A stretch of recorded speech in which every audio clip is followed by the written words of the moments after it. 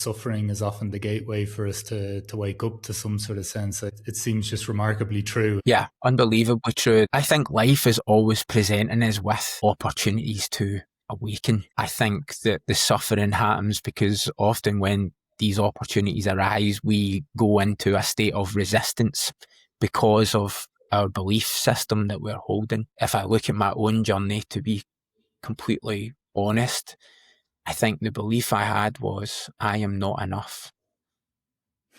And that core belief is at the root of these questions that I've often been asking myself, the need for the validation, seeking my identity outside of myself, seeking love and attention and confidence, not within but without. And at the core of it all, really, and I suppose like Ram Dass says it best, he says, scratch down deep enough into every being and you will find some sense of unworthiness. And I think that's the force that has often showed up. That's the force behind the restlessness. That's the force behind my unhappiness, my inability to settle or to be present with what is already great and beautiful in my life at times. And it's caused a lot of heartache, not just in my life capacity, but also in my work as well.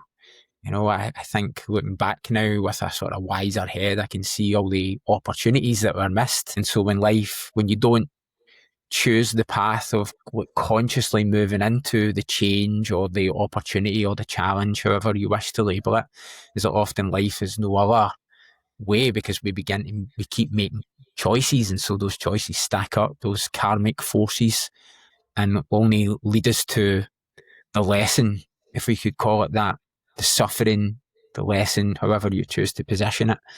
It leads us to it in another way. So it's kind of like, it's a hard thing to trust that flow of life. Like, I always loved the book by Michael Singer, The Surrender Experiment. And I thought that was a phenomenal discourse in this ability to surrender to life. But I can tell you now that there's been many times where I have not surrendered to life and the challenges they've stacked up.